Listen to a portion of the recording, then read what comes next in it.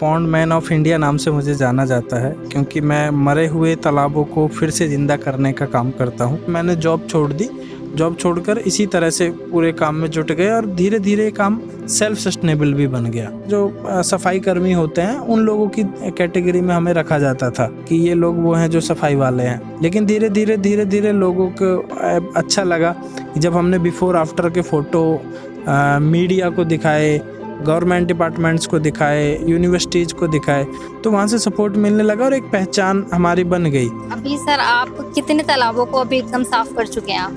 अभी तक हम लगभग 40 तालाबों पर काम कर चुके हैं। माननीय प्रधानमंत्री जी ने मन की बात के माध्यम से इस पूरे काम की और हमारी पूरी टीम की बड़ी तारीफ की है। इस काम में देखो, हो सकता है कुछ लोगों को ये छोटा काम लगता हो, लेकिन इस काम ने मुझे बड़ा सम्मान दिया है, मुझे एक जीने का तरीका दिया है। इस समय हम ग्रेटर नोएडा में मौजूद हैं। कहते हैं कि ऐसे बहुत कम लोग होते हैं जो अपने साथ साथ दूसरों के बारे में ज़्यादा अच्छा करने की सोचते हैं और फिर उसके लिए ऐसे कदम भी उठाते हैं जो शायद लोगों ने सोचा भी ना हो।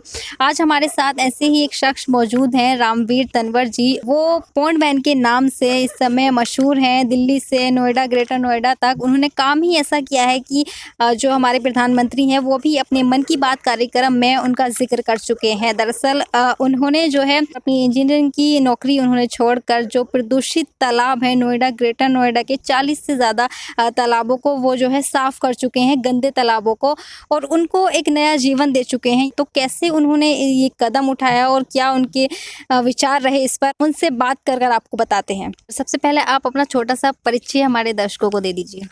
मेरा नाम रामवीर तंवर है और अभी पॉन्ड मैन ऑफ इंडिया नाम से मुझे जाना जाता है, क्योंकि मैं मरे हुए तालाबों को फिर से ज़िंदा करने का काम करता हूँ। और अभी मैं ग्रेटर नोएडा के एक छोटा सा गांव है डाढ़ा, वहीं पे निवास करता हूँ। तो सर सबसे पहले ये बताइए कि आपने जो है इंजीनियरिंग की पढ़ाई की थी और ये बात काफ़ी जो है चर्चा में है कि आपने नौकरी छोड़ के इस काम को शुरू किया। ये कैसे विचार आप तक आया? दरअसल इसकी जो अगर जड़ तक जाते हैं तो इसका जो कनेक्शन जुड़ा हुआ है वो मेरी बचपन की कुछ जिम्मेदारियों के साथ है। क्योंकि मैं जब छोटा था 7th-8th क्लास तक भी मेरा काम था कि घर के सारी गायें भैंसों को ले जाकर जंगल में घास चुगा के लाना, और उस टाइम पे हम तालाबों के आसपास खेलते थे, उनके पास होमवर्क करते थे स्कूल का पूरा। लेकिन जब ग्रेजुएशन तक आए तो अगले पिछले 8-10 साल में वो चीज़ें इतनी बदल गई कि वही तालाब डंपिंग यार्ड बन गया, और जिस नहर में हम नहाते थे वो अब एक सीवेज ड्रेन बनकर रह गई है। तो वो मन को बहुत दुख लगा, और तब हमने सोचा कि हम आई थिंक मान लो ज़्यादा चेंज ना कर पाएँ, लेकिन गिलहरी की तरह अपना थोड़ा सा योगदान ज़रूर दे सकते हैं, और ये काम के प्रति फिर लगाव हुआ। अभी सर आप कितने तालाबों को अभी एकदम साफ कर चुके हैं आप?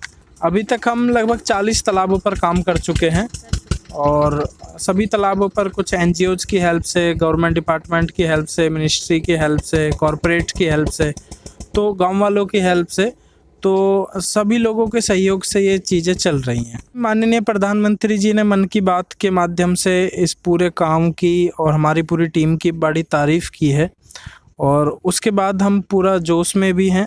पूरी हमारी एक टीम है जिसको हम से अर्थ टीम कहते हैं, तो से अर्थ टीम बड़े जोश में है और हम और ज़्यादा से ज़्यादा काम अब करना चाहते हैं। तो सर जो आपने पहला अभियान अपना शुरू किया था उसके बारे में बताइए। आपने कितने लोग आपसे जुड़े, किस तरह आपने शुरू किया, क्या परेशानियाँ आई? दरअसल पहला तालाब हमने किया था अपने गांव के आसपास से ही, और उस समय पे मैं खुद एक MNC जॉब करता था, और हमारे पास सिर्फ वॉलंटियर्स थे जो जल चौपाल के माध्यम से इकट्ठा हुए थे। हम गांव-गांव में जाके मीटिंग करते थे गांव वालों के साथ मिलके, और वाटर क्राइसिस पे, वाटर कंजर्वेशन पे, कैसे हम वर्षा जल को संरक्षित कर सकते हैं, उन मुद्दों पर चर्चा करते थे। लेकिन धीरे धीरे टीम जुड़ गई हमारे साथ, और वॉलंटियर्स बहुत सारे जुड़ गए जो हमारी तरह जॉब करते थे, गवर्नमेंट जॉब में थे, तो वीकेंड पे वो आते थे। तो हमने फर्स्ट टाइम अपने आप के डाबरा एक गाँव है मेरे जस्ट घर के पास ही है, तो वहाँ से हमने एक क्लीन ड्राइव शुरू किया कि चलो तालाब के आसपास की हम सफाई करते हैं। लेकिन मुझे भी उम्मीद नहीं थी कि इतना लोगों को सहयोग मिलेगा और इसमें मुझे इतना इंटरेस्ट आ जाएगा, इतना मज़ा आ जाएगा। तो उसके बाद से फिर तालाबों पे ही हम पूरा फोकस हो गए, और फिर मैंने जॉब छोड़ दी।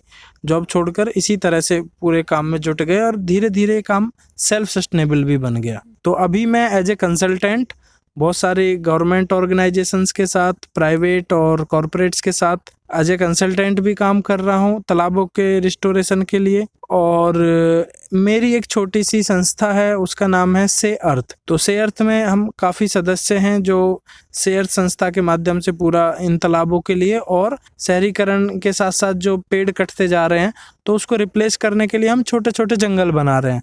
तो अभी हमने दिल्ली में, गाजियाबाद में बहुत छोटे छोटे जंगल बनाए हैं और लगभग 20 से 30 हज़ार पेड़ उन जंगल में लगाए हैं। और हम, खास बात यह है कि हम 90% पेड़ों को बड़ा करने तक उनकी देखभाल करते हैं। यानी आप मतलब तालाब की सफाई के साथ साथ पेड़ लगाने का पेड़ भी भी काम कर लगाते रहे हैं। हैं। कभी सर आपको कभी इस बात का अफसोस हुआ कि आप नौकरी छोड़ने का इसके बाद, या आप और मतलब मन से काम करने लगे हैं? नहीं, देखो, जॉब छोड़ने के कुछ दिन बाद जब पॉकेट मनी खत्म हो गई तब थोड़ा लगा था कि अभी नहीं छोड़नी चाहिए थी, लेकिन फिर शायद भगवान की भी यही मर्जी थी और मुझे हिम्मत भी मिली कि काम सेल्फ सस्टेनेबल बन गया। मीन्स इसी से मेरे खर्चे लायक इनकम जनरेट होने लगी कंसल्टेंसी फीस के तौर पर।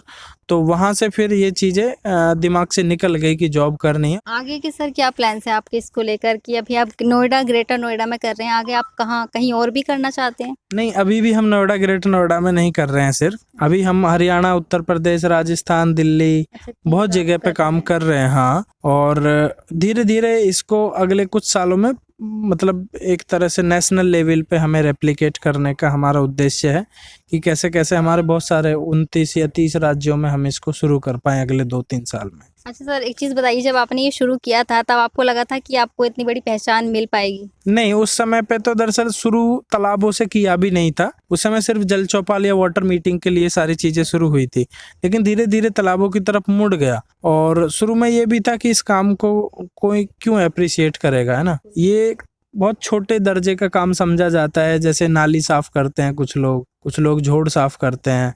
तो ऐसा समझा जाता है कि जैसे जो सफाई कर्मी होते हैं उन लोगों की कैटेगरी में हमें रखा जाता था कि ये लोग वो हैं जो सफाई वाले हैं। लेकिन धीरे धीरे लोगों को अच्छा लगा कि जब हमने बिफोर आफ्टर के फोटो मीडिया को दिखाए, गवर्नमेंट डिपार्टमेंट्स को दिखाए, यूनिवर्सिटीज़ को दिखाए, तो वहाँ से सपोर्ट मिलने लगा और एक पहचान हमारी बन गई। और पहले कुछ दोस्तों ने मतलब मजाक में पॉन्ड मैन बोलते थे, वो जो साथ में जब जॉब करते थे, लेकिन ये नाम मुझे बड़ा अच्छा लगा तो मैंने खुद ने ही फिर इसको हैशटैग करना शुरू कर दिया। अच्छा, ये पॉन्ड मैन का जो नाम आपको अब मिल चुका है आपकी पहचान के तौर पर, ये हैशटैग आपने शुरू किया? बिल्कुल, पहले ये मजाक था सिर्फ जो मेरे दोस्तों ने शुरू किया था और वो चिढ़ाने के उद्देश्य से इसको करते थे, बट मुझे अच्छा लगा और ये फिर मेरी पहचान ही बन गई। अब मुझे इससे मतलब चिढ़ तो नहीं होती, लेकिन अच्छा लगता है मुझे अगर कोई पॉन्डमैन आज तो देखा जाए तो ज्यादातर लोग जो है आपको पॉन्डमैन के नाम से जानते भी हैं और बुलाते भी हैं। हाँ, अभी तो पॉन्डमैन, और खुद माननीय प्रधानमंत्री जी ने भी पॉन्डमैन नाम से ही मुझे कहा है, तो अभी तो पूरी दुनिया पॉन्डमैन नाम से ही जानती है। अभी ये तालाब सर हम देख रहे हैं, तो ये आपका मतलब इस तालाब पर अभी काम हो रहा है, क्योंकि ये साफ तो लग रहा है देखने से हमें। यहाँ इसको हमने पिछले 2 साल पहले रिवाइव किया था और इस तालाब की अगर पिछली फोटो आप देखेंगे रिवाइवल से पहले की तो आप पहचान नहीं पाएंगे, है ना। ये सिर्फ एक दलदल भरी जमीन थी और इसमें मतलब सिर्फ पानी दिखता नहीं था इसमें, और गांव वालों की कई बार गाय भैंसे इसमें फंस के मर जाती थी, इतनी दलदल थी यहाँ पे। तो बड़ा चैलेंजेबल तालाब था मेरे लिए, लेकिन जब रिवाइव हो गया तो मेरे लिए सबसे खूबसूरत तालाब बनकर भी एक तरह से ये निकला। तो अभी सर कितना टाइम आपको हो गया, मतलब इस चीज़ में कितना टाइम हो गया? मैं 2014 से इसमें हूँ, अभी लगभग मुझे 6-7 साल हो गया है और अब तो लाइफ टाइम यही करना है मुझे।